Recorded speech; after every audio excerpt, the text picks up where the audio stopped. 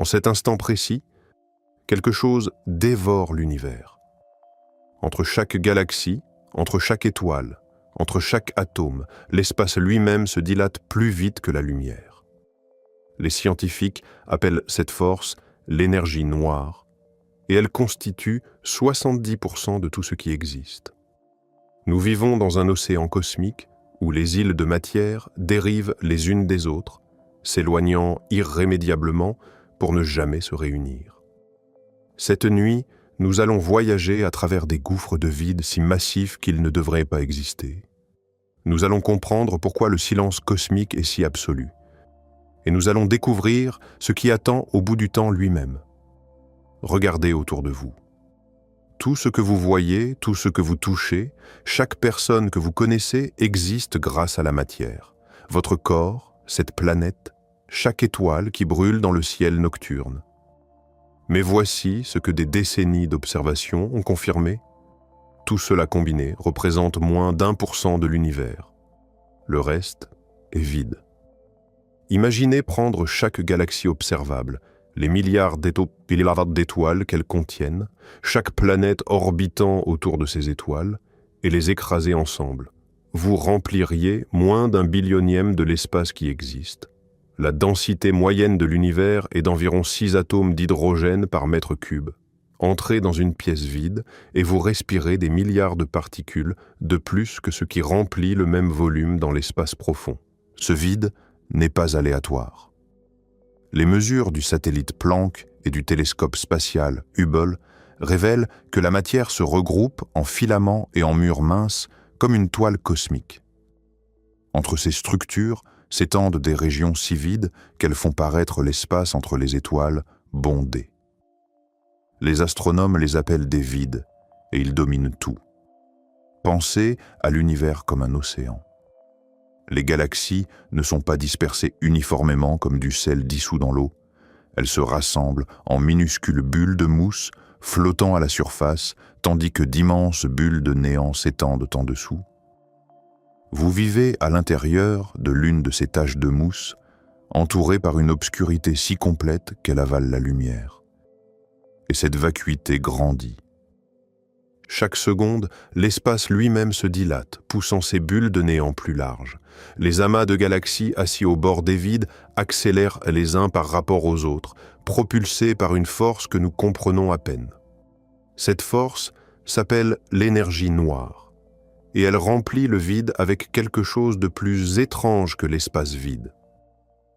Si ce voyage à travers les abîmes du cosmos vous fascine, un simple pouce en l'air et un abonnement ferait toute la différence pour nous. Cela compte énormément. En 1998, des scientifiques mesurant des supernovae lointaines ont découvert que l'expansion s'accélérait. Cela n'était pas censé se produire. La gravité devrait tout ralentir, ramenant la matière ensemble. Au lieu de cela, quelque chose dans le vide surpassait la gravité elle-même. Plus une région devient vide, plus cette force devient forte. Vous existez dans une brève fenêtre où les étoiles brillent encore et les galaxies se regroupent assez près pour être visibles. Mais le vide gagne. À chaque instant qui passe, plus d'espace s'ouvre entre les îles de matière. Finalement, l'obscurité séparera tout si complètement que des galaxies entières disparaîtront hors de portée, avalées par le néant en expansion. Les plus grandes structures que nous pouvons cartographier ne sont pas des amas de galaxies. Ce sont les espaces vides entre eux. Un projet de cartographie a relevé la position de plus d'1 million de galaxies sur des milliards d'années-lumière. Ce qu'ils ont trouvé défiait les attentes. Les galaxies formaient des fils et des feuilles, minces, entourant d'énormes bulles de vide presque pures. Certaines de ces bulles mesuraient plus d'1 milliard d'années-lumière de diamètre. Pour traverser l'un de ces vides à la vitesse de la lumière, il faudrait plus longtemps que la Terre n'a existé. De la lumière ayant commencé son voyage, quand les dinosaures marchaient sur cette planète, traverseraient encore l'obscurité vide aujourd'hui. À l'intérieur d'un vide typique, on trouve peut-être une galaxie par 10 millions d'années-lumière cubes. Comparez cela à notre voisinage local, où des dizaines de galaxies se pressent dans quelques millions d'années-lumière. On pourrait faire tenir des millions d'amas de galaxies à l'intérieur d'un seul vide, et pourtant, la plupart ne contiennent presque rien. Des simulations sur supercalculateurs reproduisent cette architecture. La matière s'effondre naturellement en filaments denses, tandis que les vides s'étendent entre eux. Mais les vides croissent plus vite que prévu. L'énergie noire ne se contente pas de maintenir ces régions vides. Elle les gonfle activement, poussant leurs parois vers l'extérieur à des vitesses croissantes.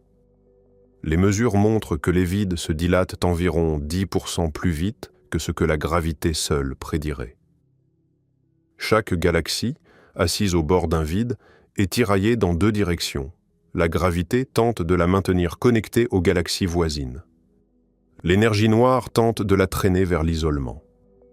Pour l'instant, la gravité l'emporte encore dans les régions denses, mais dans les vides, l'énergie noire domine complètement.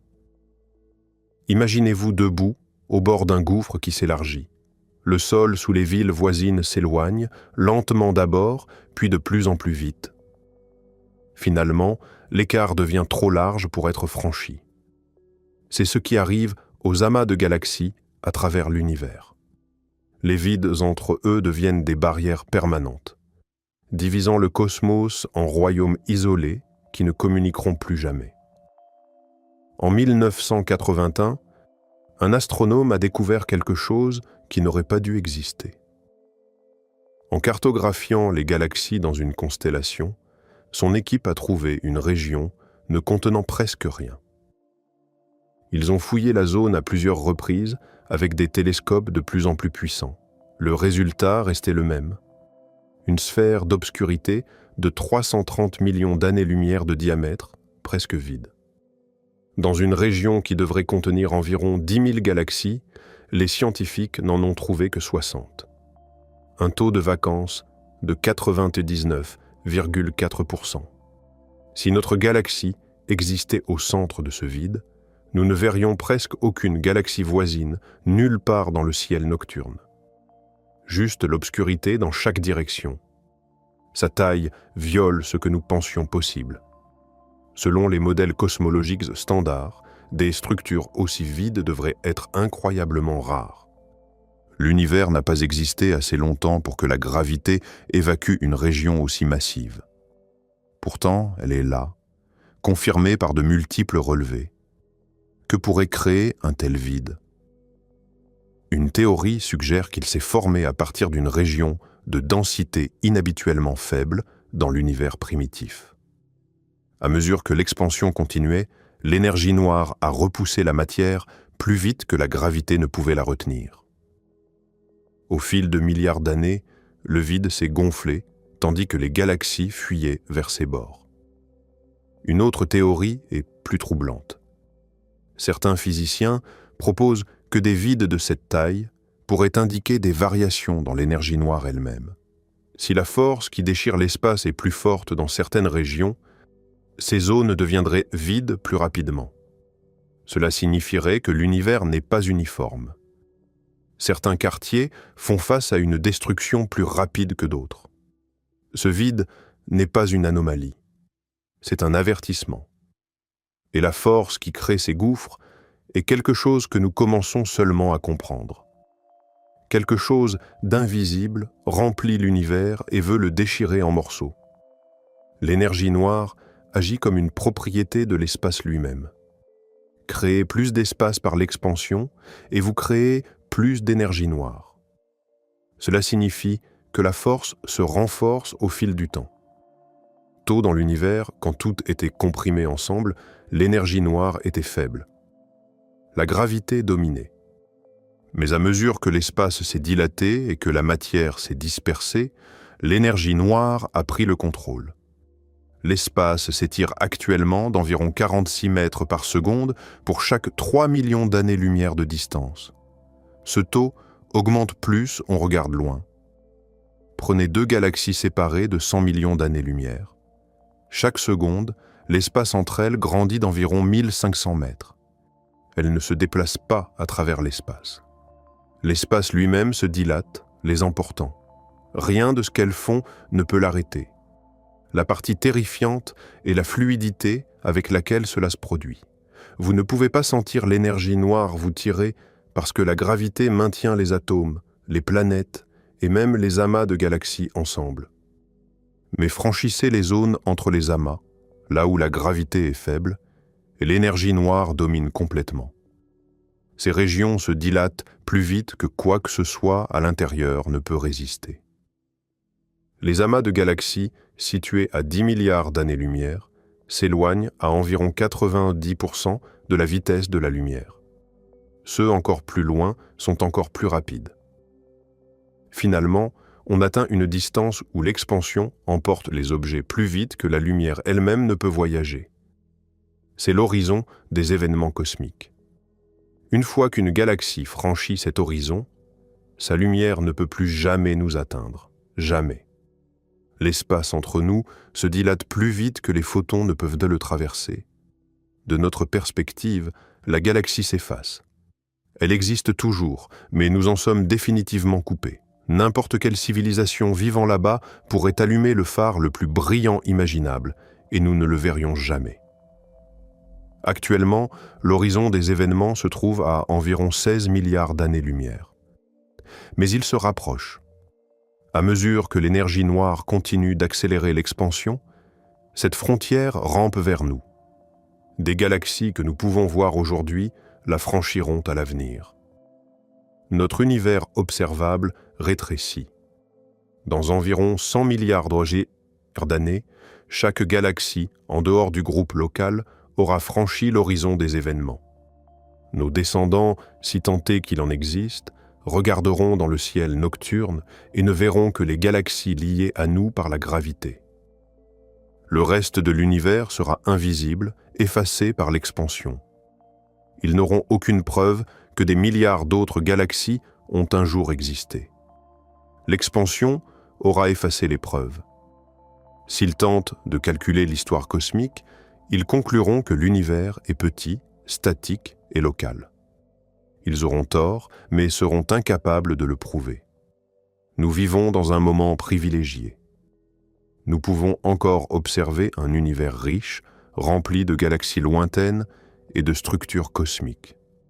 Cette fenêtre se referme. Mais le silence cosmique rend cette situation plus troublante encore. L'univers existe depuis 13 milliards 800 millions d'années. Les étoiles se forment depuis plus de 13 milliards d'émorts d'années. Des planètes ont orbité autour de nombre de ces étoiles, certaines dans des zones habitables où l'eau liquide pourrait exister. Si la vie intelligente apparaît, même rarement, la galaxie devrait grouiller de civilisations, certaines vieilles de millions d'années, d'autres de milliards. Nous ne voyons rien. Pas de mégastructures récoltant la lumière stellaire. Pas de signaux radio transportant de l'information à travers l'espace. Pas de signes de voyage interstellaire. Le silence est complet. C'est le paradoxe. Et la théorie du grand filtre offre une explication glaçante. Quelque part, entre la formation de la vie et la colonisation des galaxies, quelque chose arrête les civilisations. Une barrière si mortelle qu'aucune espèce ne la franchit. Le filtre pourrait être derrière nous. Peut-être que le saut de la chimie simple à la vie autoréplicante est si improbable que la Terre est le seul endroit où cela s'est produit. Peut-être que l'évolution de l'intelligence est un coup de chance à 1 milliard contre 1. Si c'est le cas, nous sommes en sécurité. Nous avons déjà passé le filtre. Ou le filtre se trouve devant nous. Peut-être que les civilisations développent inévitablement des technologies qui les détruisent. Peut-être que la fenêtre entre la technologie avancée et l'autodestruction ne dure que quelques siècles. Chaque espèce intelligente atteint ce point, puis disparaît. 60 ans de recherche, des milliers de scientifiques, des milliards investis dans les télescopes et les satellites. Le résultat est le même. Rien. Nous continuons à chercher parce que l'alternative est d'accepter que nous pourrions être les seuls à regarder pendant que l'univers se déchire. Mais revenons à ce qui constitue ce cosmos que nous habitons. 5 fois plus de matière existe dans l'univers que toutes les étoiles, planètes gaz et poussière combinés. Nous ne pouvons pas la voir. Nous ne pouvons pas la toucher. Nous savons seulement qu'elle est là à cause de ce qu'elle fait à tout le reste. Les scientifiques l'appellent matière noire, et son existence est confirmée au-delà de tout doute. Dans les années 1930, un astronome étudiant un amas de galaxies a mesuré les vitesses des galaxies et calculé la masse nécessaire pour les maintenir liées. La matière visible ne suffisait pas. Les galaxies se déplaçaient trop vite. Elles auraient dû se disperser il y a des milliards d'années. Il proposa que de la matière invisible devait exister, maintenant l'amas par la gravité. Puis, dans les années 1970, une astronome étudia les courbes de rotation des galaxies. Les étoiles au bord des galaxies orbitaient plus vite qu'elles n'auraient dû selon la matière visible. Beaucoup plus vite. La seule explication est que les galaxies contiennent bien plus de masse que ce que nous pouvons voir. La matière noire n'émet pas de lumière. Elle n'absorbe pas la lumière. Elle n'interagit pas du tout avec le rayonnement électromagnétique. La seule façon de la détecter est par la gravité. Des décennies de recherche avec des détecteurs enterrés sous des montagnes de roches n'ont produit aucune détection confirmée. 85% de toute la matière est cette substance mystérieuse. Et elle traverse votre corps en cet instant même sans que vous puissiez la détecter. L'énergie noire est encore plus étrange, constituant 70% de l'univers et déchirant activement l'espace. Ensemble, matière noire et énergie noire représentent 95% de la réalité. Nous comprenons moins de 5% de ce qui existe. L'univers n'est pas simplement vide. Il est fondamentalement inconnaissable. Et l'inconnaissable pourrait tout détruire en un instant. Le vide de l'espace pourrait ne pas être stable. Nous pourrions vivre dans un faux vide, un état temporaire qui pourrait s'effondrer à tout moment, détruisant l'univers à la vitesse de la lumière. La théorie quantique des champs décrit l'univers comme des champs imprégnant tout l'espace. Ces champs ont des niveaux d'énergie comme une bille reposant dans une vallée. La bille est au point le plus bas, le vrai vide, stable pour toujours. Mais que se passe-t-il si la bille repose sur un plateau plus élevé, un faux vide, avec une vallée plus profonde à proximité? Elle semble stable jusqu'à ce que quelque chose la pousse par-dessus le bord. Si l'univers existe dans un faux vide, des fluctuations quantiques pourraient déclencher un effondrement. Une minuscule région de l'espace passerait spontanément à l'état de vrai vide, créant une bulle se dilatant à la vitesse de la lumière. Tout ce que la bulle touche est réécrit. Les lois de la physique changent. Les atomes pourraient ne pas se former, les forces fondamentales pourraient avoir des intensités différentes. Tout ce qui est construit sur l'ancienne physique se désintégrerait instantanément. Vous ne le verriez jamais venir. La paroi de la bulle se déplace à la vitesse de la lumière. Aucun signal d'alerte ne peut la devancer. Un instant, vous existez. L'instant suivant, vous, et tout autour de vous, êtes effacés et remplacés par une réalité fondamentalement différente. Les mesures du boson de Higgs, au grand collisionneur de Hadron, placent sa masse exactement à la frontière entre stabilité et métastabilité. Les calculs suggèrent que le vide pourrait être métastable, ce qui signifie qu'il finira par se dégrader, mais l'échelle de temps pourrait être plus longue que l'âge actuel de l'univers. Ou cela pourrait arriver demain. Aucune technologie ne pourrait vous protéger, même fuir vers une autre galaxie ne servirait à rien. La bulle rattrape tout à la vitesse de la lumière. Mais il existe un autre scénario tout aussi destructeur et possiblement plus imminent. Imaginez l'énergie noire devenant plus forte au fil du temps. Pas simplement maintenant une accélération constante, mais augmentant activement en puissance. Si cela se produit, l'expansion finira par accélérer si vite qu'elle déchirera les galaxies, les étoiles, les planètes, et finalement les atomes eux-mêmes. Les scientifiques appellent cela le grand déchirement. Les physiciens décrivent l'énergie noire à l'aide du paramètre d'état. Si ce paramètre est égal à -1, l'énergie noire reste constante. S'il est inférieur à -1, l'énergie noire se renforce avec le temps. Les mesures actuelles suggèrent qu'il est très proche de -1, mais pas parfaitement. Il y a de l'incertitude. Si l'énergie noire se renforce, le grand déchirement pourrait se produire dans aussi peu que 22 milliards d'années. Voici comment cela se déroulerait. D'abord, les amas de galaxies se déchirent.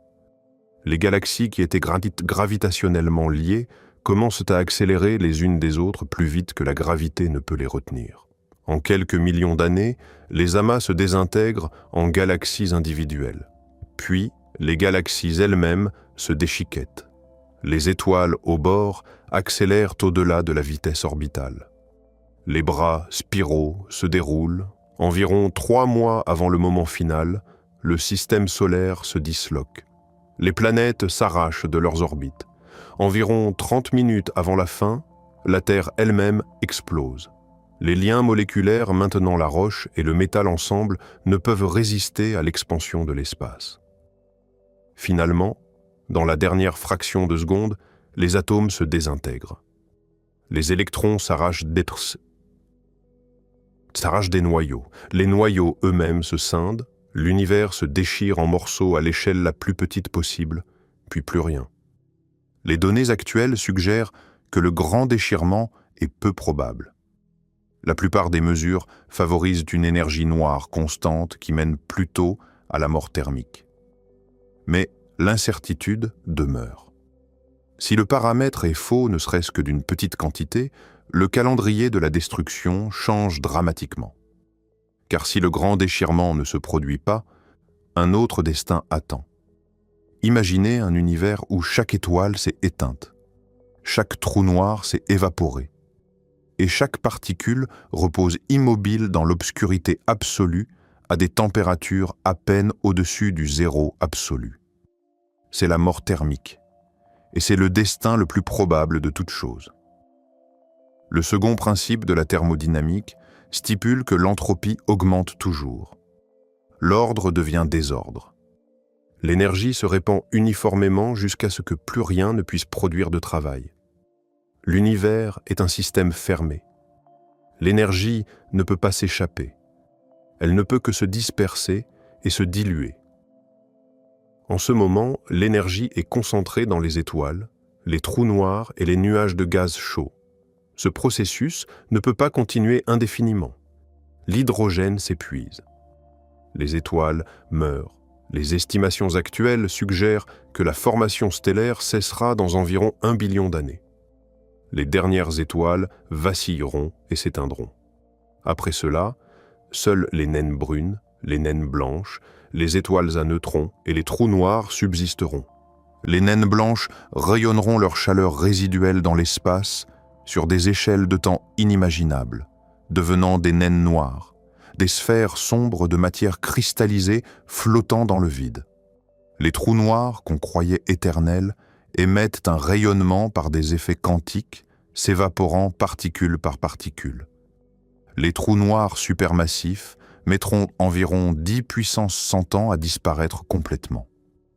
Après 10 puissance 100 ans, l'univers ne contiendra que des particules isolées dérivant dans une obscurité en expansion. Électrons, positrons, neutrinos, photons étirés à des longueurs d'onde plus grandes que des galaxies. La température approchera le zéro absolu. Aucun gradient d'énergie n'existera pour alimenter le moindre processus. Aucune structure, aucune chimie, aucune vie. C'est la mort thermique. Entropie maximale, équilibre complet. Le temps devient sans signification, rien ne change, rien ne peut changer. L'univers atteint un état statique qui persiste pour toujours. Une éternité d'obscurité, de froid et d'immobilité. Mais même les protons pourraient ne pas être éternels. Les théories de grande unification prédisent que les protons se désintègrent sur des échelles de temps extraordinairement longues, environ 10 puissance 34 ans. Après ce délai, atome par atome, la matière solide se dissout en rayonnement. Une naine noire, sphère de carbone et d'oxygène cristallisés, se transforme lentement en photons. Après 10 puissance 40 ans, la plupart de la matière baryonique aura été effacée. L'univers ne contiendra plus que des photons, des neutrinos, des électrons, et peut-être quelques particules stables inconnues. Et la force qui propulse tout vers cette fin ne dort jamais. L'univers se dégrade comme une horloge qui ne peut jamais être remontée. L'entropie mesure le désordre. Le deuxième principe de la thermodynamique garantit que l'entropie augmente toujours dans un système fermé. Chaque processus dans l'univers augmente l'entropie.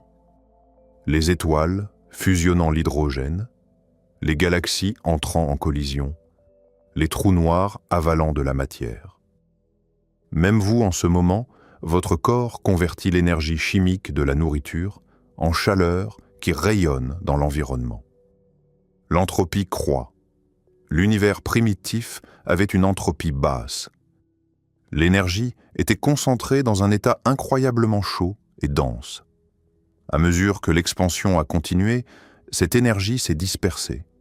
La gravité a rassemblé la matière en étoiles et galaxies, créant des poches d'ordre local. Mais cet ordre est venu au prix d'un plus grand désordre ailleurs. L'entropie totale n'a cessé de monter. Les étoiles sont des machines à entropie. Elles créent de l'ordre localement, mais rayonnent bien plus de désordre dans l'espace. À entropie maximale, l'univers atteint l'équilibre. Des particules dérivent à travers l'espace à une température uniforme à peine au-dessus du zéro absolu. Rien n'interagit, rien ne change. Cet état persiste pour toujours. Mais avant d'atteindre ces conclusions ultimes, il faut comprendre à quel point notre ignorance est profonde. Car l'espace vide, ce que nous considérons comme du néant, recèle des secrets que nous commençons seulement à entrevoir. La constante cosmologique est peut-être la clé de tout. En 1915, Einstein a développé la relativité générale, une théorie décrivant la gravité comme la courbure de l'espace-temps. Quand il a appliqué ces équations à l'univers, elles prédisaient quelque chose d'inattendu. L'espace ne pouvait pas rester statique. La gravité devait soit tout faire s'effondrer ensemble, soit permettre à tout de se dilater. Einstein croyait que l'univers était statique et éternel. Pour forcer ces équations à permettre un univers statique, il ajouta un terme appelé la constante cosmologique, une force répulsive inhérente à l'espace, parfaitement équilibrée contre la gravité. Puis en 1929, Edwin Hubble découvrit que les galaxies s'éloignaient les unes des autres. L'univers était en expansion. Einstein réalisa que sa constante cosmologique était inutile. Il l'aurait qualifiée de plus grande erreur de sa vie. 70 ans plus tard, les astronomes découvrirent que l'expansion accélérait. L'erreur d'Einstein était finalement correcte. La constante cosmologique représente l'énergie noire. La constante décrit une densité d'énergie qui reste uniforme à mesure que l'espace se dilate. La matière normale se dilue à mesure que l'univers grandit. Dispersée de la matière à travers plus d'espace et la densité chute. Mais la constante cosmologique reste la même. Chaque mètre cube d'espace a la même densité d'énergie, peu importe combien l'univers se dilate. Cette propriété est bizarre. D'où vient l'énergie? Si l'espace crée plus de lui-même et chaque nouveau mètre cube contient de l'énergie du vide, l'énergie totale augmente. Cela viole-t-il la conservation de l'énergie? La relativité générale dit non, parce que l'espace en expansion possède une énergie potentielle gravitationnelle négative qui équilibre exactement l'énergie positive du vide. Le total reste nul.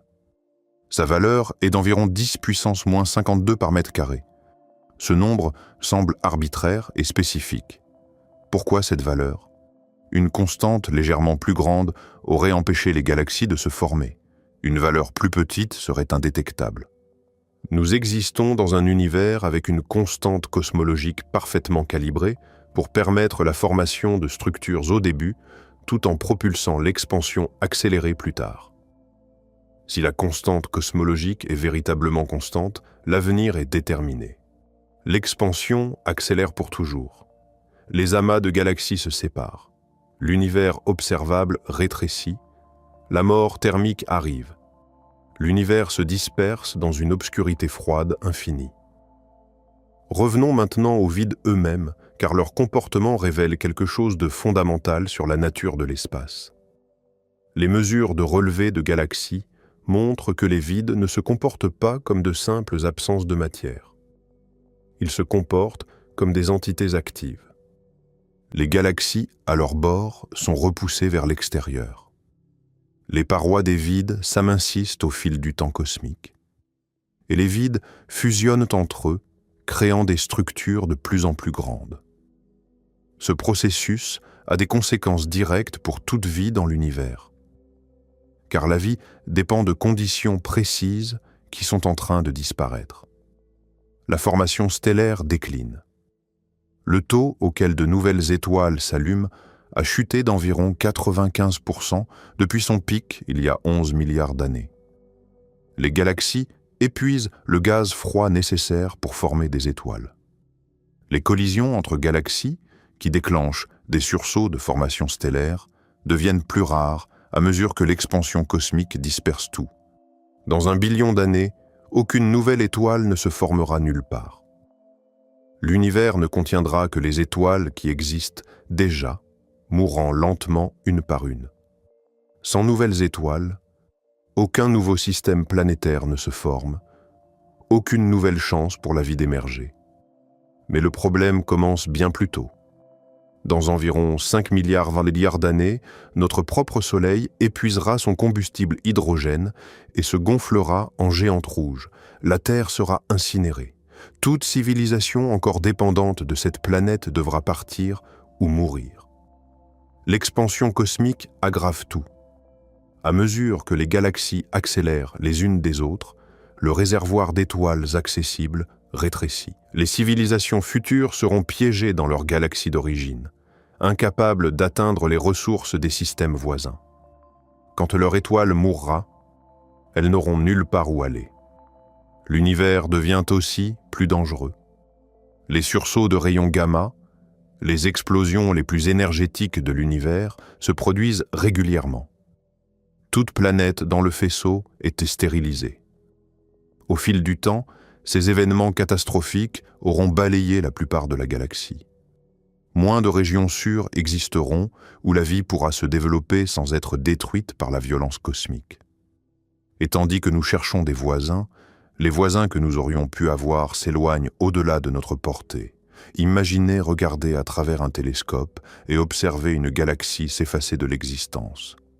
Vous la voyez clairement une nuit, plus faiblement la suivante, disparue en quelques vies. Cela arrivera à la plupart de l'univers. Le groupe local consiste en environ 80 galaxies liées ensemble par la gravité. Notre Voie lactée, la galaxie d'Andromède, la galaxie du Triangle et des dizaines de compagnons plus petits orbitent autour d'un centre de masse commun. La gravité nous maintient connectés. Nous sommes en sécurité sur cette île. Tout le reste s'en va. Le superamas de la Vierge, une vaste collection de groupes de galaxies, est déjà en train de s'étirer. La plupart de ses membres accélèrent déjà plus vite que nous ne pourrions jamais les poursuivre. Dans environ 150 milliards d'années, les galaxies au-delà de notre groupe local auront reculé si loin que leur lumière ne pourra plus nous atteindre. L'espace entre nous se dilate plus vite que les photons ne peuvent le traverser. Ces galaxies existeront toujours, brilleront toujours, abriteront peut-être encore de la vie, mais pour nous, elles seront invisibles à jamais. Nos descendants, si tant est qu'il en existe, habiteront un univers fondamentalement différent de celui que nous observons aujourd'hui. Quand ils regarderont à travers les télescopes, ils ne verront que le groupe local. Pas de galaxies lointaines, pas de quasars, pas de toiles cosmiques. Juste un petit amas de galaxies gravitationnellement liées, entourées d'obscurité absolue. Ils n'auront aucune preuve que des milliards d'autres galaxies ont un jour existé. Si leurs scientifiques tentent de calculer l'histoire cosmique, ils concluront que l'univers est petit, statique et local. Toutes les découvertes que nous avons faites, toute la cosmologie que nous avons confirmée, deviendront impossibles pour eux à vérifier. Cela a déjà commencé. Pensez à la tragédie de cela. Des civilisations pourraient exister dans ces galaxies lointaines, regardant vers nous, observant notre lumière s'estomper alors que nous reculons au-delà de leur portée. Nous pourrions être en train de disparaître du ciel de quelqu'un d'autre en ce moment même, et nous ne le saurions jamais. La communication devient impossible quand l'espace entre nous se dilate plus vite que les signaux ne peuvent s'y voyager. L'isolement est permanent. Aucune technologie future ne peut le surmonter. Nous existons dans un moment privilégié. Nous pouvons encore observer un univers riche et peuplé, rempli de galaxies lointaines et de structures cosmiques. Cette fenêtre se referme. Chaque milliard d'années, moins de galaxies restent du visible. Finalement, seules les structures gravitationnellement liées persisteront, et même ces structures font face à une fin. L'expansion n'est pas uniforme dans toutes les directions. Quelque chose semble déréglé dans l'isotropie cosmique. Pendant des décennies, la cosmologie a supposé que l'univers est homogène et isotrope à grande échelle. Des mesures récentes suggèrent que ces hypothèses pourraient être fausses. Des mesures comparant les taux d'expansion par différentes méthodes montrent une divergence d'environ 9% qui persiste à travers de multiples études indépendantes. C'est ce qu'on appelle la tension de Hubble, et elle pourrait indiquer que l'expansion n'est pas uniforme. L'espace pourrait se dilater plus vite dans certaines directions que dans d'autres.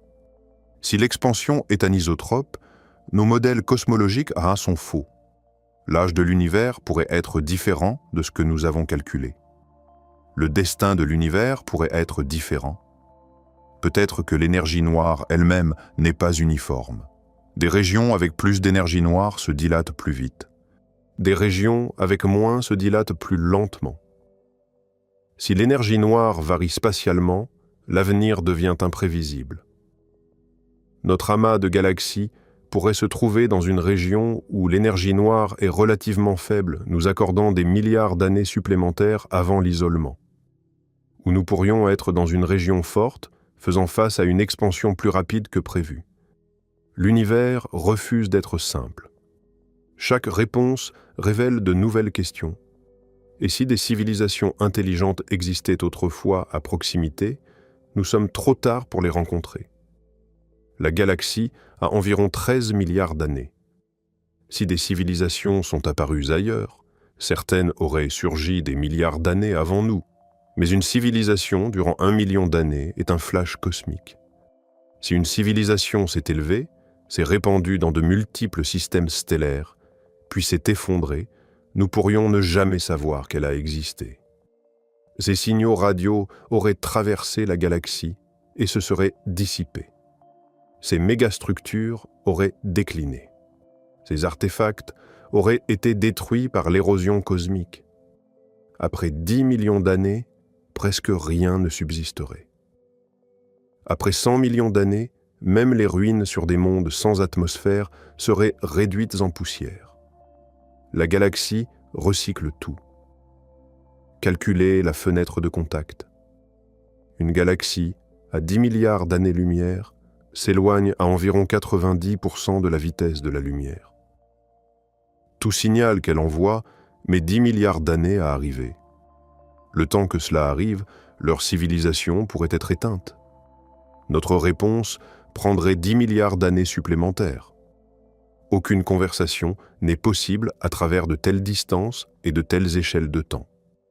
La fenêtre ne se chevauche que si les civilisations existent simultanément et assez proches pour que la lumière fasse le pont avant que l'expansion ne le déchire. Les mathématiques sont brutales. 2 espèces pourraient habiter la même galaxie, mais exister à des millions d'années d'écart, jamais conscientes l'une de l'autre. Le silence pourrait ne pas signifier que les civilisations n'ont jamais existé. Il pourrait signifier qu'elles ont existé et sont mortes avant que nous puissions les rencontrer. Nous écoutons une galaxie remplie de fantômes, et au-delà de ce que nous pouvons voir, quelque chose de massif nous attire. Le flux sombre, s'il est réel, signifie que l'univers observable n'est pas isolé. Quelque chose au-delà de notre horizon exerce une influence gravitationnelle. Quelque chose de si massif que sa gravité traverse les limites de tout ce que la lumière peut nous montrer. Cela pourrait être une manifestation du multivers, où notre univers n'est qu'une bulle parmi une infinité, chacune avec sa propre physique et son propre destin. Mais pour véritablement saisir l'ampleur de ce qui se joue, il faut comprendre que le vide n'est pas simplement un espace entre les choses. C'est la substance dominante de la réalité et son comportement dicte le destin de tout ce qui existe. Considérons d'abord l'échelle du problème. La Voie lactée, notre galaxie, contient environ 400 milliards d'étoiles. Cela semble immense. Mais les étoiles occupent une fraction infinitésimale du volume de la galaxie. Si vous placiez une bille au centre de la France pour représenter le Soleil, l'étoile la plus proche, Proxima du Centaure, serait une autre bille quelque part en Sibérie. L'espace entre les deux serait complètement vide. Pas un atome, pas une particule, rien. Et c'est seulement à l'intérieur de notre galaxie, où la matière est relativement dense. Entre les galaxies, le vide est d'un tout autre ordre de grandeur. L'espace intergalactique est si vide que si vous pouviez vous y téléporter instantanément, vous ne verriez littéralement rien. Pas d'étoiles visibles à l'œil nu, pas de lumière dans aucune direction, juste l'obscurité la plus complète et la plus absolue que l'esprit humain puisse concevoir. Et cette obscurité s'étend sur des millions d'années-lumière dans toutes les directions. C'est un océan de néant si vaste que la lumière elle-même met des millions d'années pour le traverser. Et cet océan grandit. Chaque seconde, il gagne du terrain. L'énergie noire, cette force mystérieuse qui représente 70% de tout ce qui existe, pompe plus d'espace dans le vide entre les galaxies. Et plus il y a de vide, plus l'énergie noire est puissante, plus le vide grandit vite. C'est une boucle de rétroaction positive qui ne peut jamais être arrêtée, qui ne peut jamais être inversée, qui ne ralentira jamais. Les conséquences sont vertigineuses. Prenons un simple calcul. Aujourd'hui, la galaxie d'Andromède, notre plus proche grande voisine, se rapproche de nous à cause de l'attraction gravitationnelle mutuelle. Mais au-delà de notre petit groupe local, chaque galaxie s'éloigne. Et la vitesse d'éloignement augmente avec la distance. Une galaxie à 1 milliard d'années-lumière s'éloigne plus vite qu'une galaxie à 500 millions d'années-lumière. Ce n'est pas parce que ces galaxies se déplacent plus vite à travers l'espace.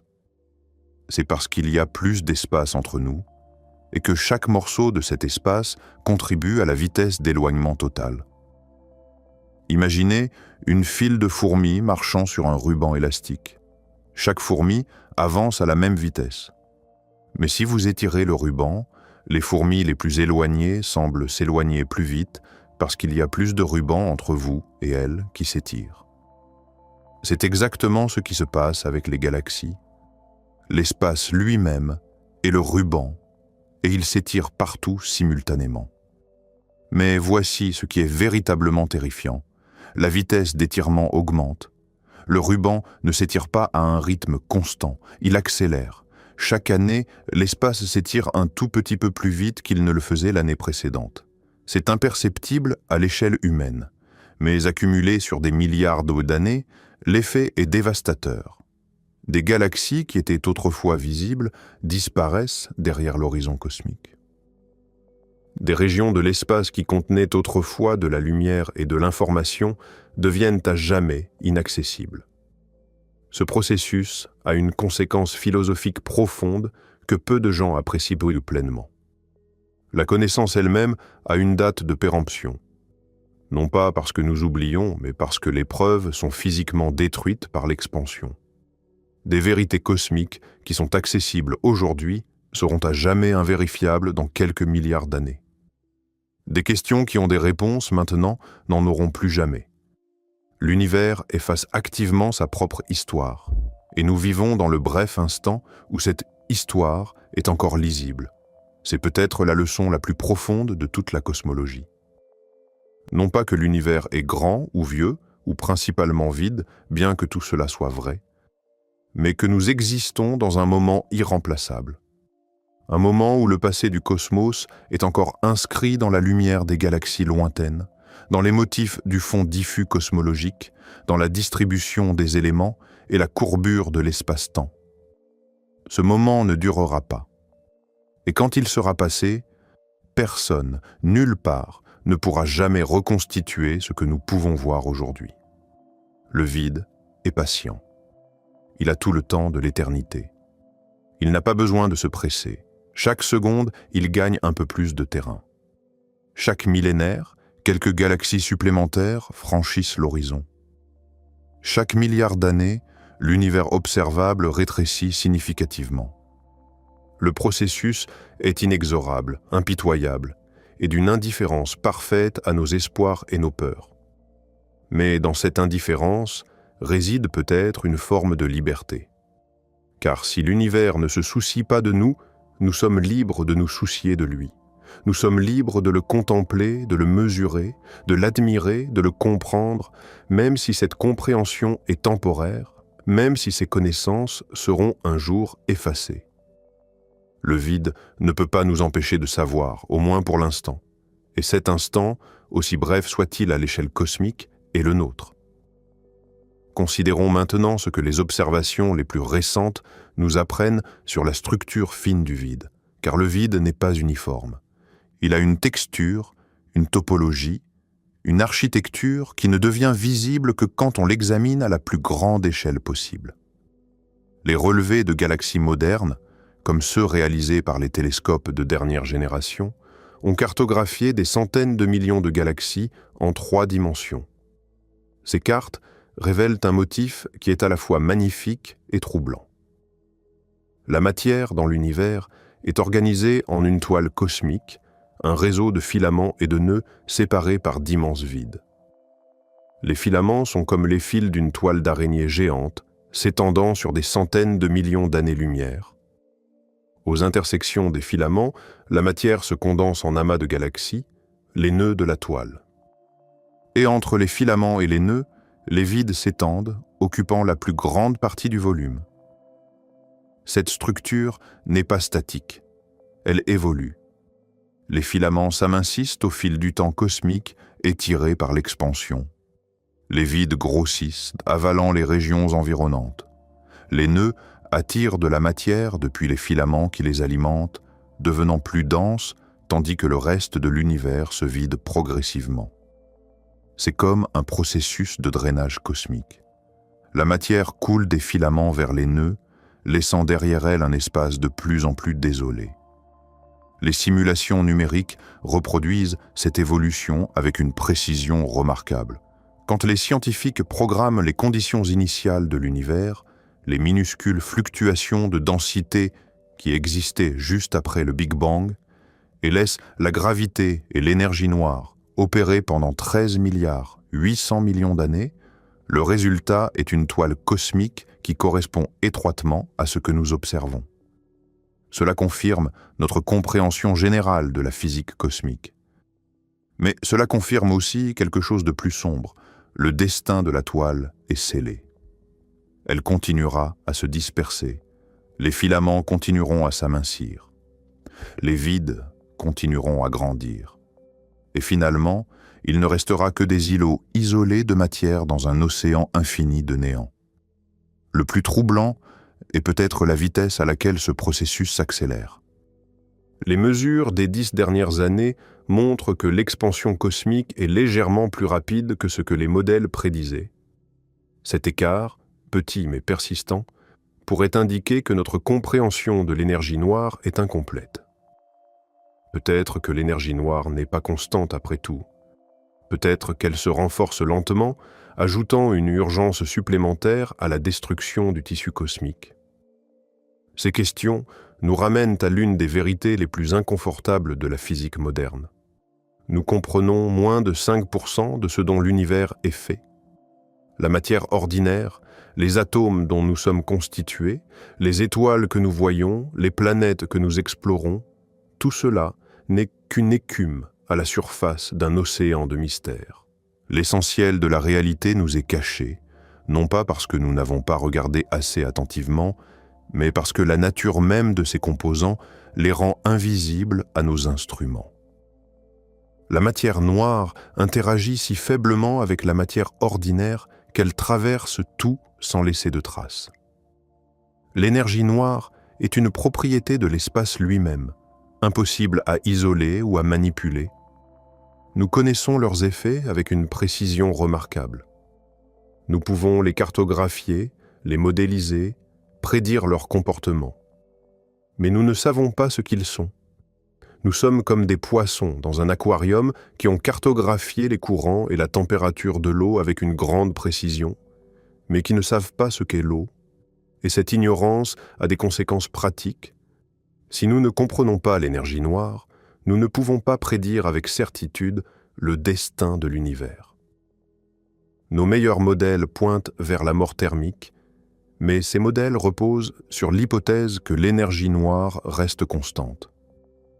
Si cette hypothèse est fausse, même légèrement, les conséquences pourraient être radicalement différentes.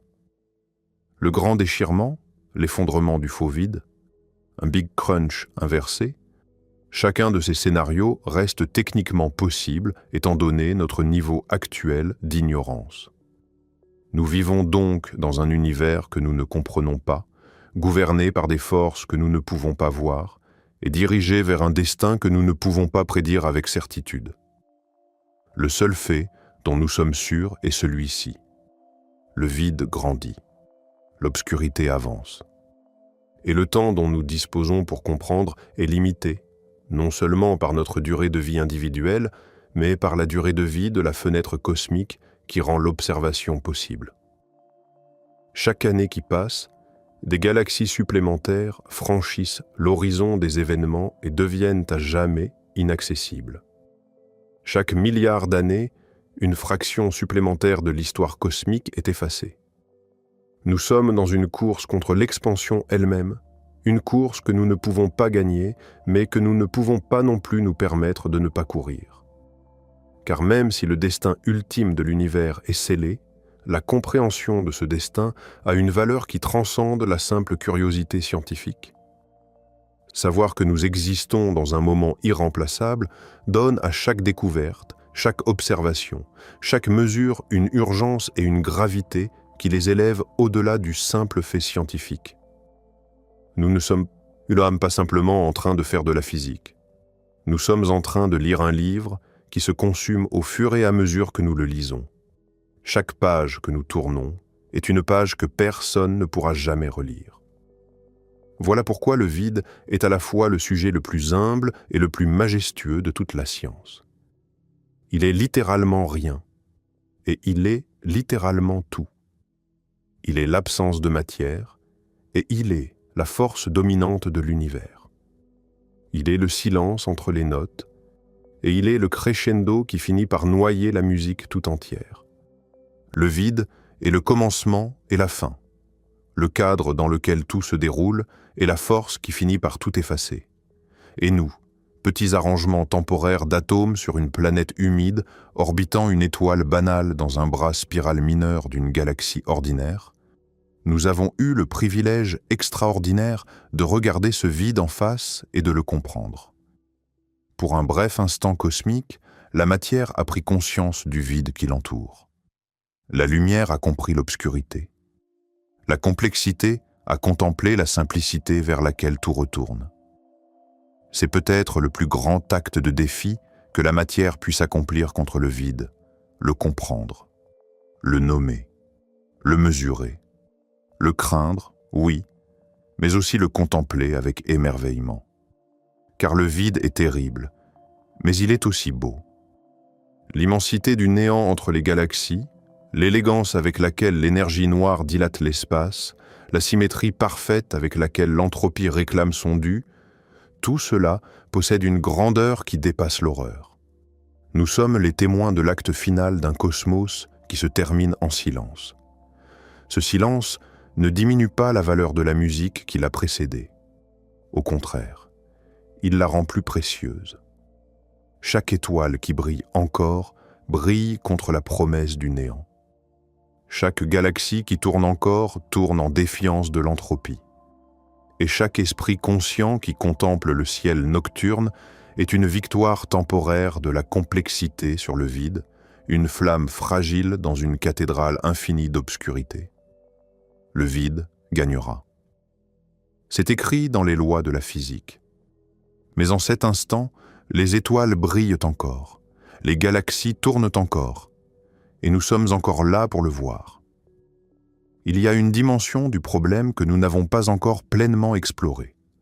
La question de ce que le vide fait au tissu même de la réalité à l'échelle quantique. Car à l'échelle la plus petite, l'espace vide n'est pas vide du tout.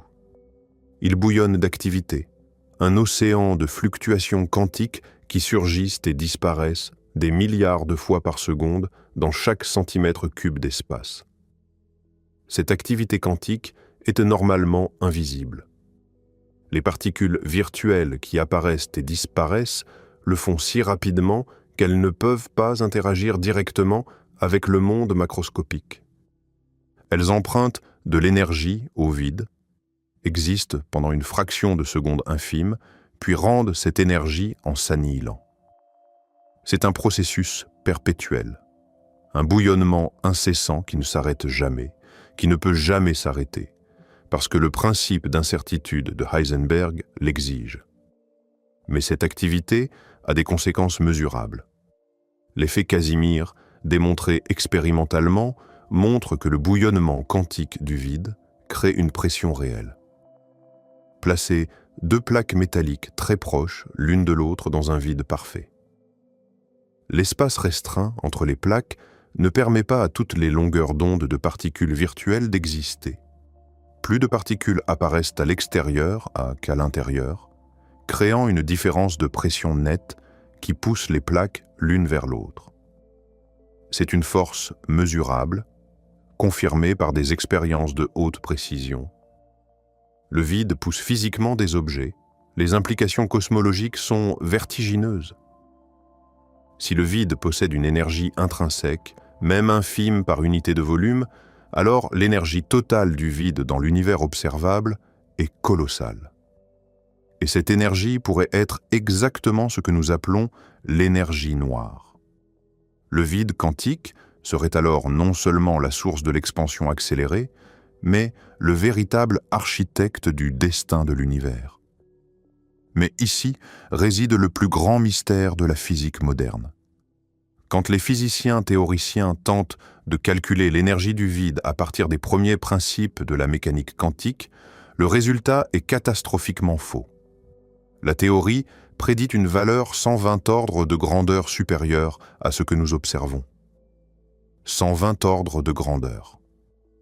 C'est le plus grand écart entre théorie et observation dans toute l'histoire de la science. Si l'énergie du vide était vraiment aussi grande que la mécanique quantique le prédit, l'univers aurait explosé instantanément au moment de sa naissance, déchirant l'espace-temps avant qu'un seul atome ne puisse se former. Le fait que nous existons prouve que quelque chose annule presque parfaitement cette énergie, la réduisant de 120 ordres de grandeur à la valeur minuscule mais non nulle que nous observons. Mais quel mécanisme accomplit cette annulation presque parfaite? Personne ne le sait. C'est l'un des plus grands mystères non résolus de la physique. Certains physiciens invoquent le principe anthropique. Peut-être que dans le multivers, chaque univers a une valeur différente de l'énergie du vide. La plupart de ces univers ont des valeurs trop grandes pour permettre la formation de structures ou trop petites pour produire l'expansion accélérée que nous observons. Nous nous trouvons nécessairement dans un univers avec une valeur qui permet notre existence. C'est une explication qui laisse beaucoup de gens insatisfaits, car elle remplace un mystère par un autre. Pourquoi le multivers existe-t-il? Et comment la constante cosmologique est-elle sélectionnée? D'autres cherchent des mécanismes plus concrets. Des théories de supersymétrie proposent que pour chaque particule connue, il existe un partenaire supersymétrique dont la contribution à l'énergie du vide est exactement opposée. Mais aucune particule supersymétrique n'a jamais été détectée, et les énergies auxquelles le grand collisionneur de Hadron aurait dû les trouver ont été explorées sans résultat. La supersymétrie, au moins dans sa forme la plus simple, semble incorrecte. Ce mystère a une dimension existentielle. L'énergie du vide détermine le destin de l'univers. Si nous ne comprenons pas d'où elle vient, ni pourquoi elle a la valeur qu'elle a, nous ne pouvons pas être certains de l'avenir du cosmos. Nos prédictions de la mort thermique, du grand déchirement, ou de tout autre scénario de fin, reposent sur l'hypothèse que l'énergie du vide reste constante. Mais si cette énergie provient d'un mécanisme que nous ne comprenons pas, rien ne garantit qu'elle restera constante. Elle pourrait changer. Elle pourrait s'annuler spontanément. Elle pourrait augmenter exponentiellement. Chacun de ces scénarios mènerait à un univers radicalement différent. Nous naviguons dans l'obscurité, au sens littéral et au sens figuré. L'univers est principalement fait de choses que nous ne comprenons pas, gouverné par des forces dont nous ne connaissons pas l'origine, et dirigé vers un destin que nous ne pouvons pas prédire avec certitude. Et la seule chose qui est certaine est que le temps dont nous disposons pour résoudre ces énigmes est limité. Car le vide ne se contente pas d'être mystérieux. Il est activement hostile à la persistance de toute information. Chaque structure dans l'univers, des amas de galaxies aux molécules individuelles, est une fluctuation temporaire contre l'entropie du vide. La gravité a rassemblé ces structures, l'énergie nucléaire les a illuminées, la chimie les a rendues complexes. Mais chacune de ces forces est en train de perdre sa bataille contre l'expansion, la dispersion, le refroidissement, l'effacement. Considérons le destin de l'information elle-même. Tout ce que nous savons, tout ce que nous avons découvert, tout ce que nous avons créé est de l'information encodée dans des arrangements spécifiques de matière et d'énergie. Un livre est de l'information encodée dans l'agencement de molécules d'encre sur du papier. Un fichier numérique est de l'information encodée dans des états magnétiques sur un disque dur. Un souvenir est de l'information encodée dans des connexions synaptiques dans votre cerveau. Toute cette information est physique. Elle dépend de la matière pour exister. Et la matière, nous l'avons vu, n'est pas éternelle. Les étoiles meurent, les planètes se désintègrent, les protons se désagrègent. Finalement, chaque support physique sur lequel l'information pourrait être encodée sera détruit. Non pas par une catastrophe soudaine, mais par le processus lent et inexorable de l'entropie croissante. Imaginez la bibliothèque la plus complète imaginable. Chaque livre jamais écrit, chaque pensée jamais pensée, chaque image jamais vue, chaque son jamais entendu, tout encodé dans une forme physique quelque part dans l'univers. Maintenant, imaginez que les étagères de cette bibliothèque se dissolvent lentement, que les pages se décomposent atome par atome, que l'encre se dilue dans un espace en expansion. Pas rapidement, pas dramatiquement, mais inexorablement. Donnez assez de temps et la bibliothèque ne contiendra plus un seul mot lisible. C'est le destin de toute information dans notre univers. L'entropie est le bibliothécaire ultime, et elle est en train de fermer la bibliothèque. Pas aujourd'hui, pas demain, pas dans 1 milliard d'années, mais finalement, inévitablement, définitivement. Et pourtant, malgré cette certitude désolante, quelque chose en nous refuse d'accepter l'effacement. Nous construisons des monuments, nous écrivons des livres, nous encodons nos découvertes dans des formes que nous espérons durables. Nous lançons des sondes dans l'espace, portant des messages gravés dans de l'or, des invitations à quiconque pourrait les trouver. Nous pointons des radiotélescopes vers les étoiles et écoutons des signaux qui ne viennent peut-être pas. Tout cela est un acte de défi contre le vide. Un refus d'accepter que le silence est le dernier mot. Ce défi est-il futile? D'un point de vue cosmique, oui, rien de ce que nous faisons ne persistera dans l'éternité de la mort thermique. Mais d'un point de vue humain, la question n'est pas si l'acte persiste, mais s'il a du sens au moment où il se produit. Et la réponse à cette question est un oui retentissant. Car le sens n'a pas besoin d'être éternel pour être réel. Un coucher de soleil ne dure que quelques minutes, mais sa beauté est authentique.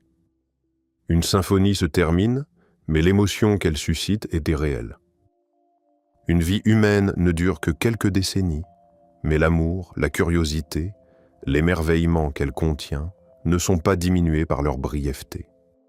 De même, le fait que l'univers est temporaire ne diminue pas la valeur de ce qu'il contient.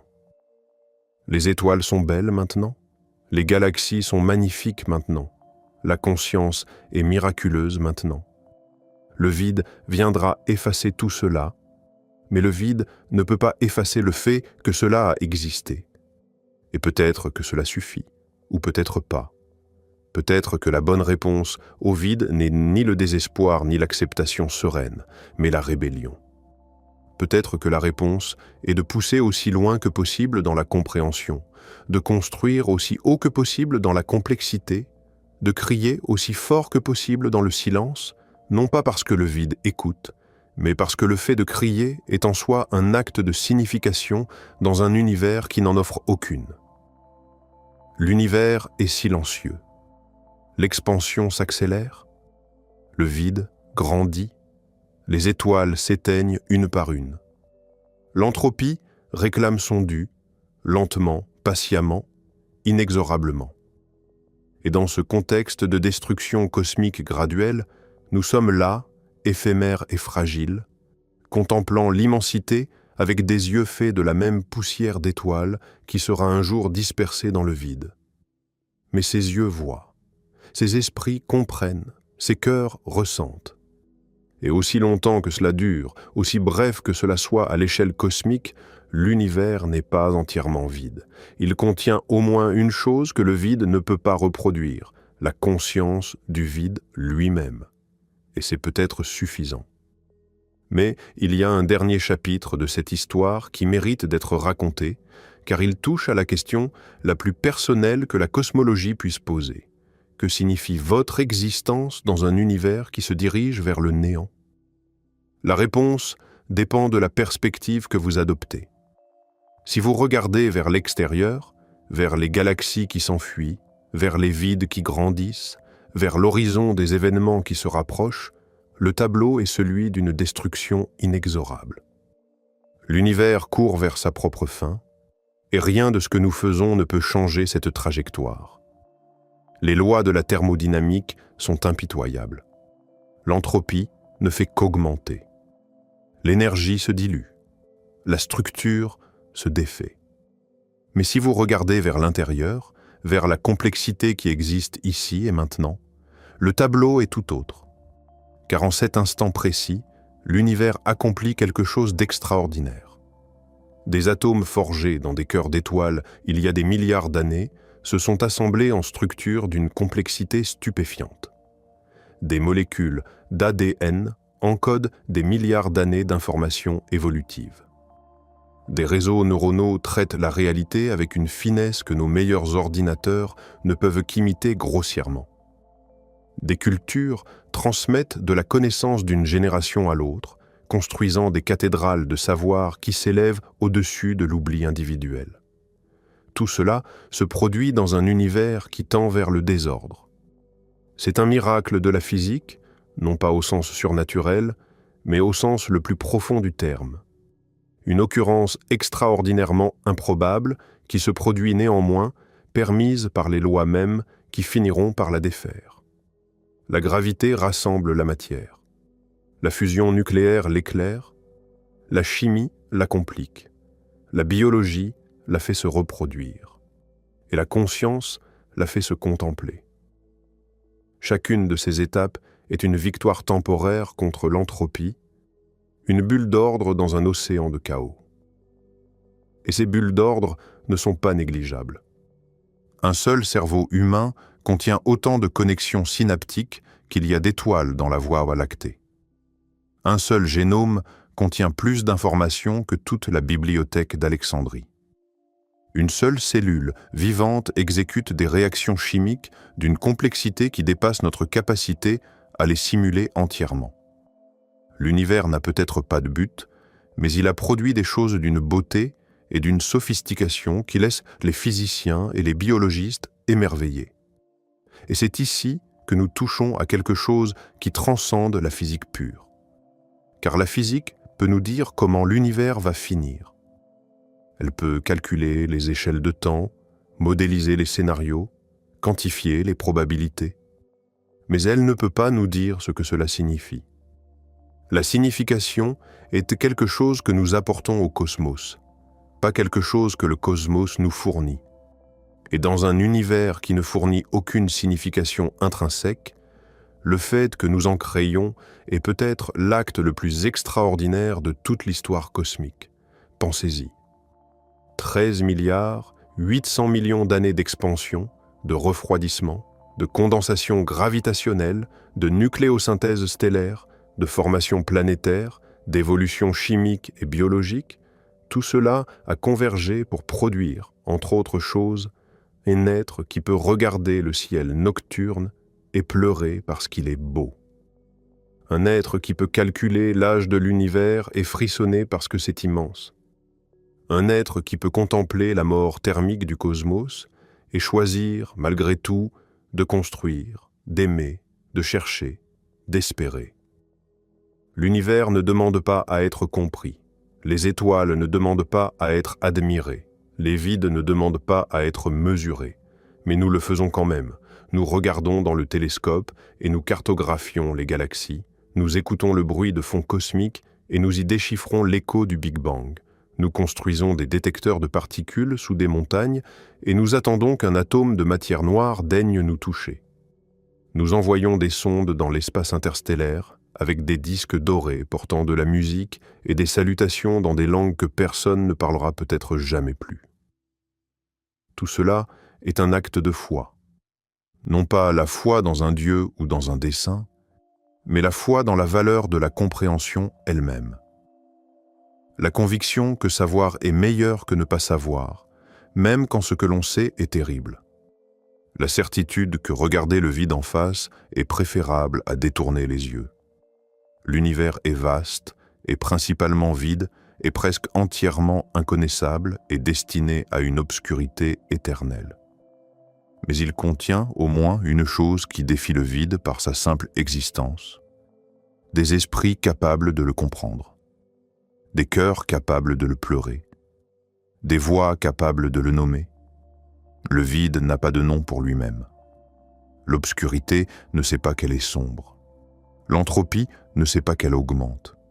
Seuls des êtres conscients peuvent savoir ces choses.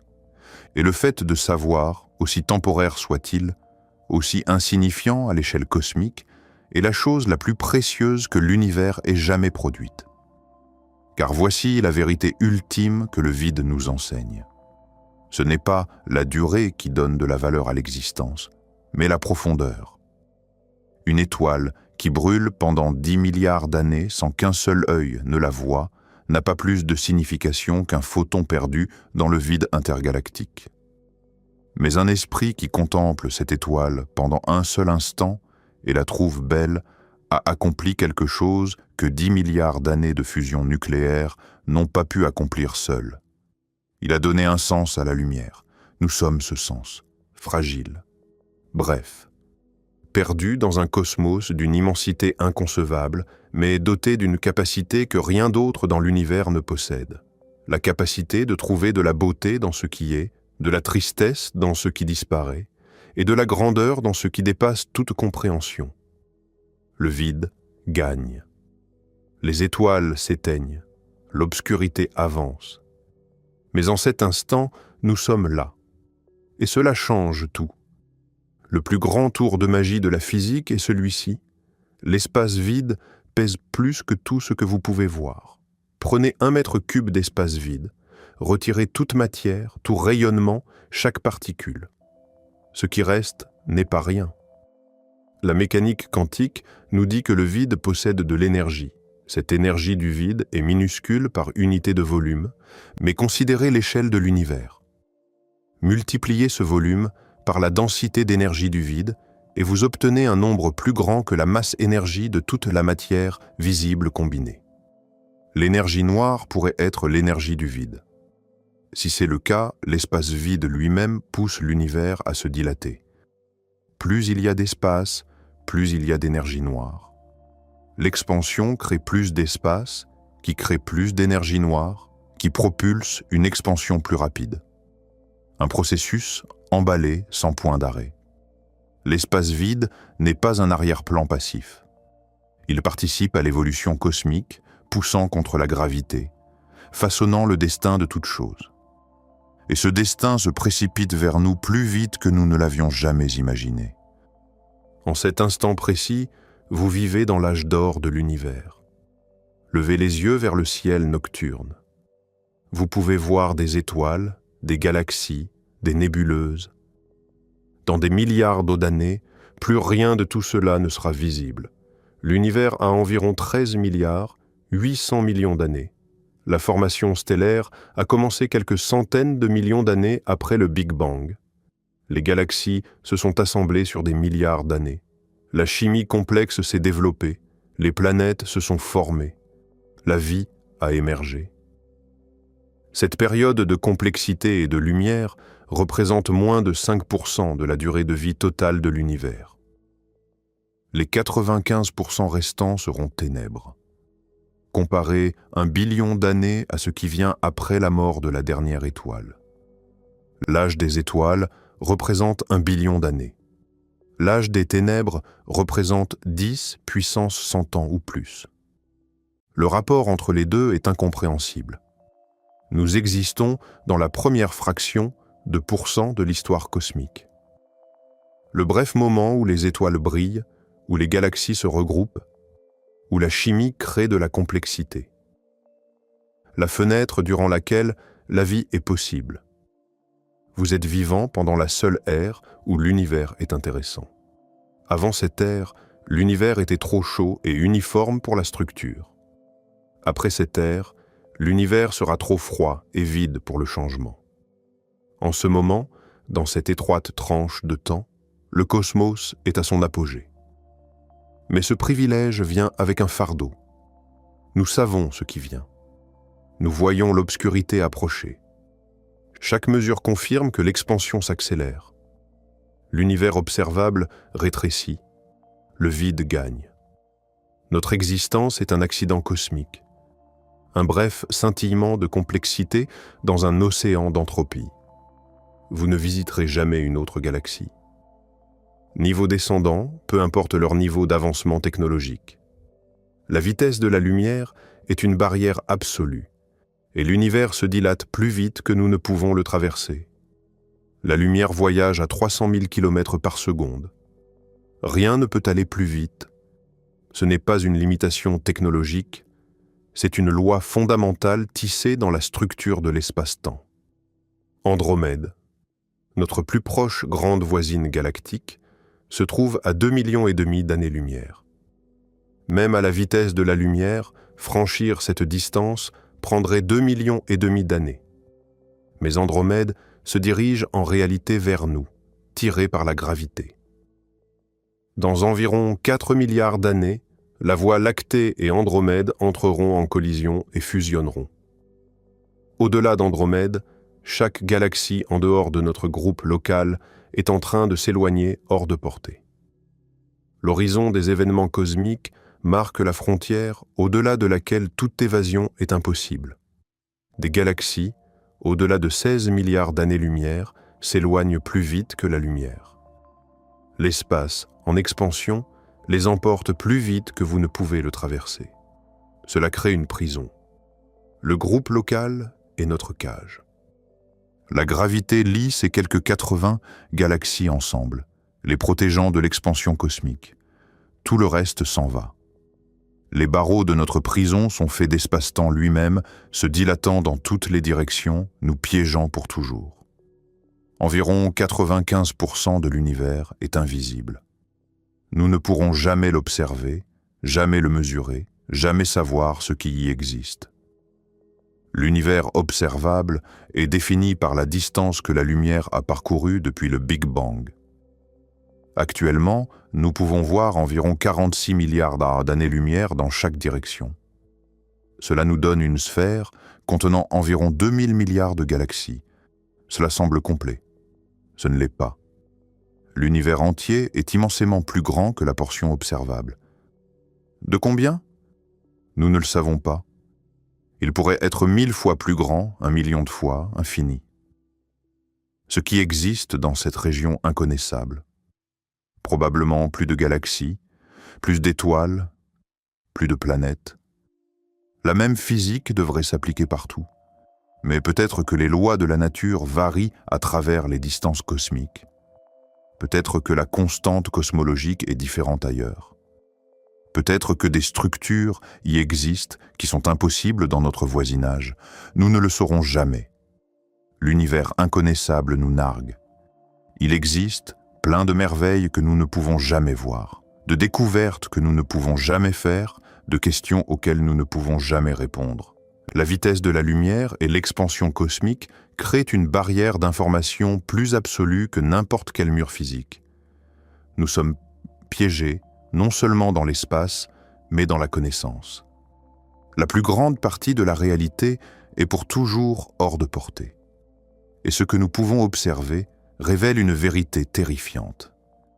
Le vide n'est pas passif. Il est actif, agressif, en croissance, consumant tout. Vous pourriez penser à l'espace vide comme du rien, une absence attendant d'être remplie. C'est faux. Le vide est un participant actif dans l'évolution cosmique.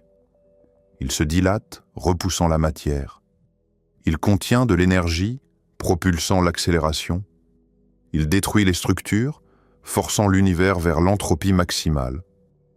L'énergie noire remplit le vide avec une force qui surpasse la gravité à travers les distances cosmiques. Chaque seconde, cette force se renforce à mesure que l'espace se dilate. Plus de vide signifie plus d'énergie noire. Plus d'énergie noire signifie une expansion plus rapide. Le cycle se nourrit de lui-même. Ce n'est pas une dérive aléatoire. C'est la destruction active de l'architecture cosmique. Les filaments connectant les amas de galaxies sont étirés et déchirés. Les murs entourant les vides sont repoussés vers l'extérieur. La toile cosmique, la plus grande structure de l'existence, est systématiquement démantelée. Finalement, le vide gagne partout. L'énergie noire surpasse la gravité à toutes les échelles. Les amas de galaxies se dissolvent. Les galaxies se déchiquettent. Les étoiles se dispersent dans l'isolement. Les planètes dérivent seules dans l'obscurité croissante. Les atomes existent comme des particules isolées, séparées par des distances qui grandissent chaque seconde. L'état final n'est pas un retour à l'équilibre. C'est le triomphe du vide. Le vide n'est pas de l'absence. C'est une mer bouillonnante de particules virtuelles, de champs quantiques et d'énergie que nous ne comprenons pas. La mécanique quantique révèle que l'espace vide n'est pas véritablement vide. Le principe d'incertitude exige que l'énergie ne puisse pas rester parfaitement à zéro pendant un temps quelconque. Au lieu de cela, l'énergie fluctue de manière aléatoire. Pendant des instants incroyablement brefs, des paires particules-antiparticules surgissent du néant.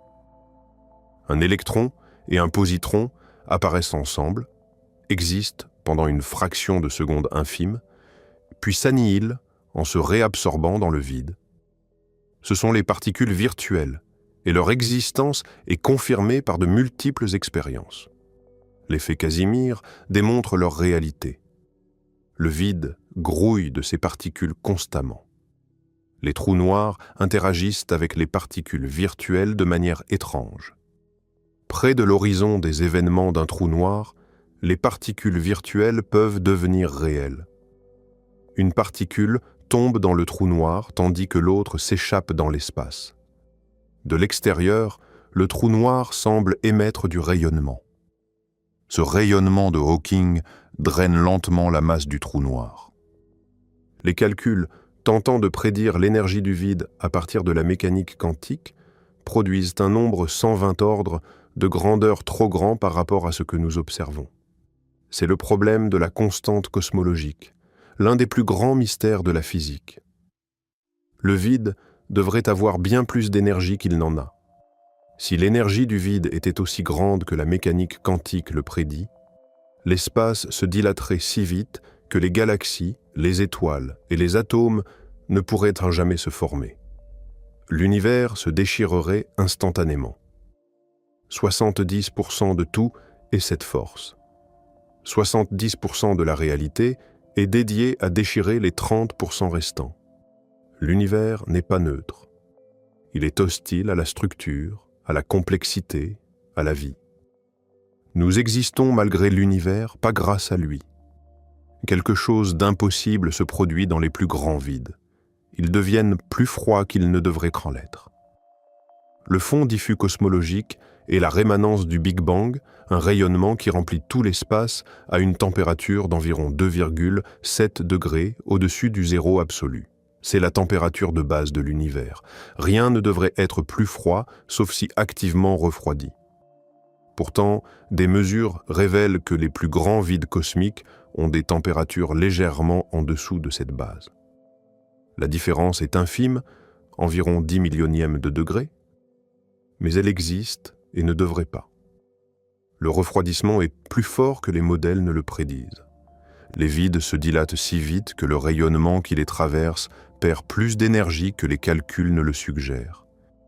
L'énergie noire gonfle ces régions plus vite que la cosmologie standard ne le permet. Ces taches froides deviennent plus froides au fil du temps. Les vides drainent activement l'énergie du rayonnement qui les traverse à un rythme croissant. Cela suggère que les vides ne sont pas passifs. Ils deviennent plus extrêmes, plus vides, plus isolés.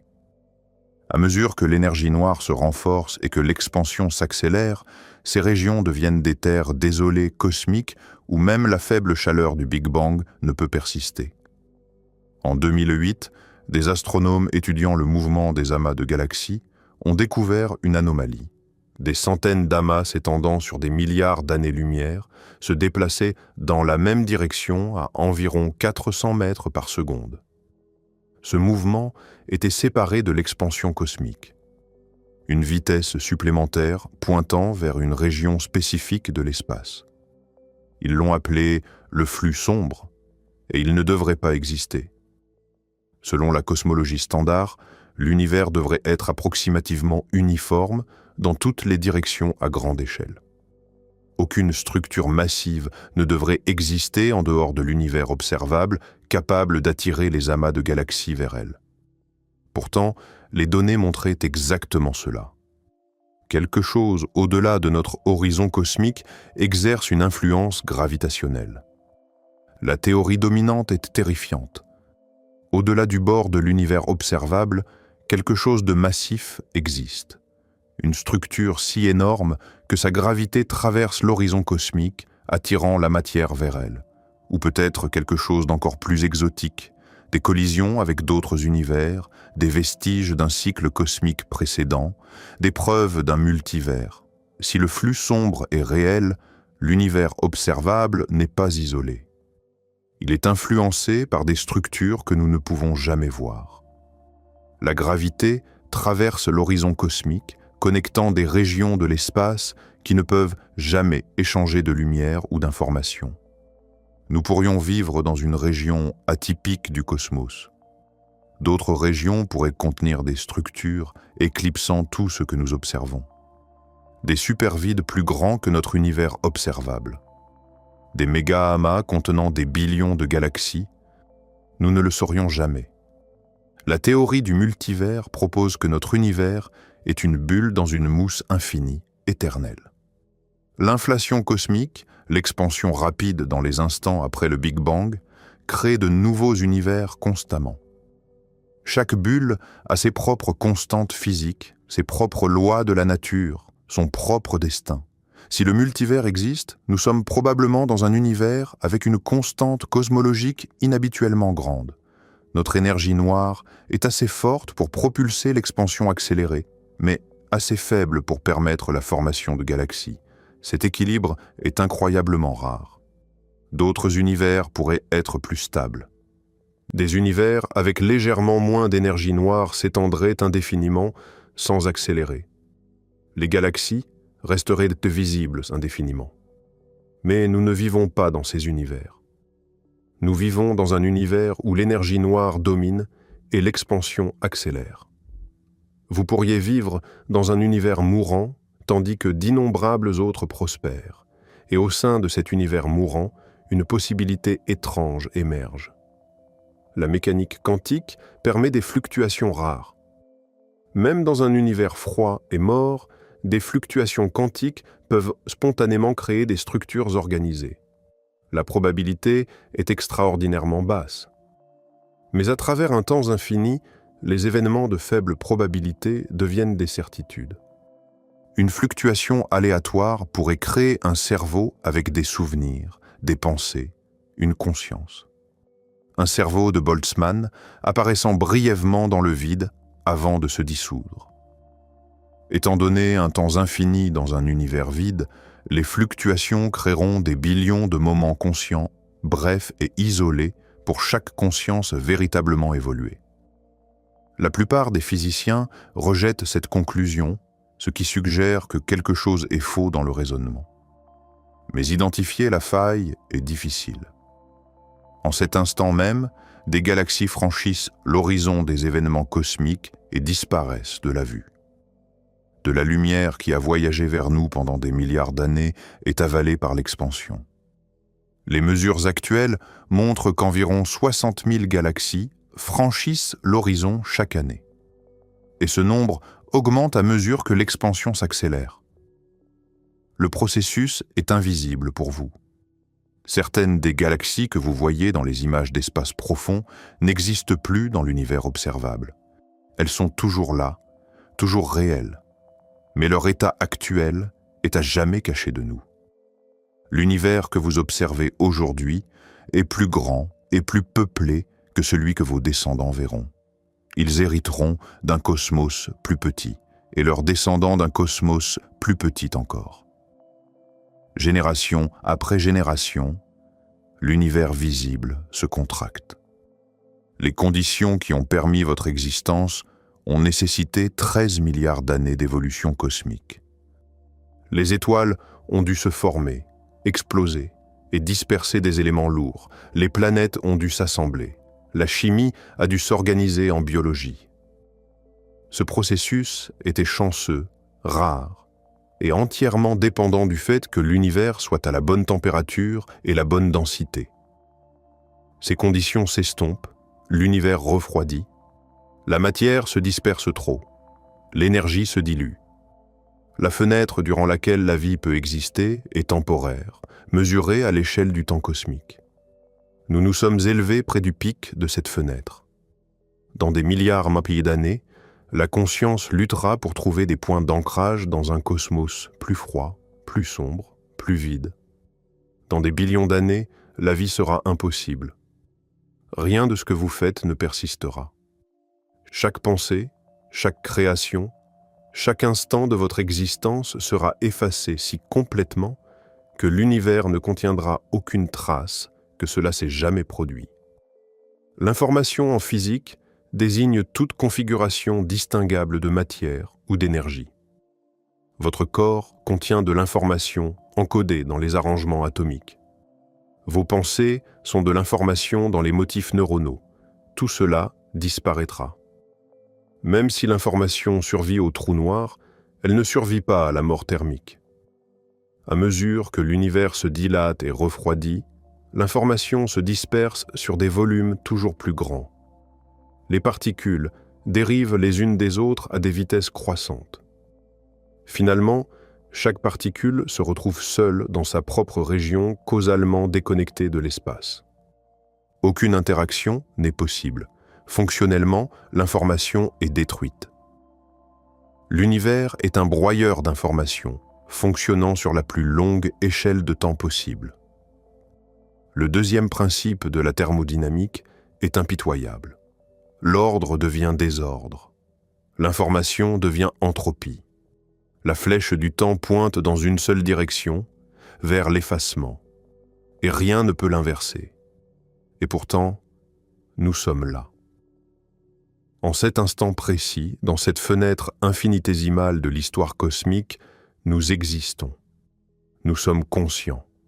Nous pouvons contempler l'immensité de ce qui nous entoure et comprendre, au moins en partie, les forces qui façonnent notre destin. C'est un privilège extraordinaire. L'univers a mis 13 milliards 800 millions d'années à créer quelque chose capable de le regarder et de comprendre qu'il est en train de mourir. Nous sommes cette chose, fragile, éphémère, mais conscient. Le vide est immense. L'obscurité est éternelle. L'entropie est impitoyable. Mais en cet instant, des étoiles brillent, des galaxies tournent, de la chimie devient biologie, et des êtres faits de poussière, d'étoiles, lèvent les yeux vers le ciel et se demandent pourquoi. C'est peut-être tout ce qui compte. Non pas que l'univers soit éternel, mais que pendant un bref instant cosmique, quelque chose en lui a su qu'il existait. Nous sommes cet instant. Et bien que le vide gagne, bien que l'obscurité approche, bien que chaque mesure confirme que l'expansion s'accélère et que l'isolement se creuse, nous sommes la partie du cosmos qui sait qu'il y avait de la lumière. Et cela, dans un univers destiné aux ténèbres éternelles, est la chose la plus extraordinaire qui se soit jamais produite.